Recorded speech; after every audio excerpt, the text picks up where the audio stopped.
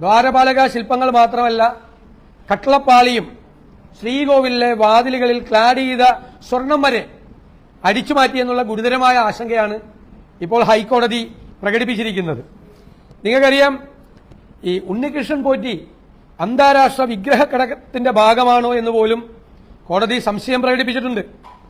ശബരിമലയിലെ അമൂല്യമായ എല്ലാ വസ്തുക്കളുടെയും സമീപത്ത് ചെല്ലാനും അതിന്റെ അളവെടുക്കാനും അതിന്റെ കൃത്രിമമായ മോൾഡ് ഉണ്ടാക്കാനും അധികാരം ഈ ഉണ്ണികൃഷ്ണൻ പോറ്റിക്ക് ഉണ്ടായിരുന്നു എന്നാണ് കോടതി പറയുന്നത്. വളരെ വ്യക്തമായിട്ടാണ്. It is by now clear that Mr Potti and his associates were granted unrestricted access by complicit officials, enabling them to take precise measurements and fabricate replicas of sacred artifacts. ഈ വസ്തുക്കളുടെ അടുത്തുപോയി പരിശോധിച്ച് മെഷർമെന്റ് എടുത്ത് ഇതിന്റെ വ്യാജ രൂപങ്ങൾ റിപ്ലിക്ക ഉണ്ടാക്കി അന്താരാഷ്ട്ര മാർക്കറ്റിൽ കോടികൾക്ക് വിറ്റോ എന്ന സംശയമാണ് കോടതി പ്രകടിപ്പിച്ചത്. എന്താ ശബരിമലയിൽ അവ നടന്നത്? such replicas crafted under the guise of temple work could readily be sold in international markets at astronomical prices, a well-documented modus operandi of art smugglers and conmen worldwide.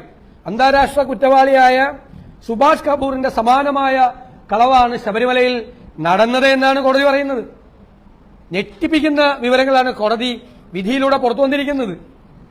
അന്താരാഷ്ട്ര മാർക്കറ്റിൽ ഇത്തരം വസ്തുക്കൾ, അമൂല്യ വസ്തുക്കൾ വിൽക്കുന്ന റാക്കറ്റിന് സമാനമായൊരു റാക്കറ്റ് ശബരിമലയിൽ ഉണ്ടായിരുന്നെന്നും അവർക്ക് ശബരിമലയിലെ അമൂല്യ വസ്തുക്കളുടെ അടുത്ത് ആക്സസ് ഉണ്ടായിരുന്നെന്നും അവർക്ക് അവിടുത്തെ മെഷർമെന്റ് എടുത്ത് വ്യാജ മോൾഡ് ഉണ്ടാക്കി, റിപ്ലിക്ക ഉണ്ടാക്കി അന്താരാഷ്ട്ര മാർക്കറ്റിൽ കോടികൾക്ക് വിറ്റഴിക്കാനുള്ള അവസരം ഉണ്ടായിരുന്നു എന്നുള്ള ഗൌരവതരമായ കണ്ടെത്തലാണ് കോടതി നടത്തിയിരിക്കുന്നത്.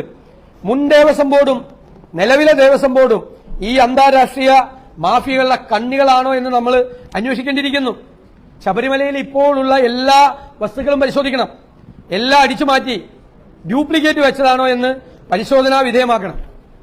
ഇനി ശബരിമലയിലെ മുൻ പ്രസിഡന്റ് വാസു പ്രതിയാകുന്നതോടുകൂടി മുഖ്യമന്ത്രിയും CPM-ഉം ഇതിൽ മറുപടി പറയാൻ ബാധ്യസ്ഥരാണ്.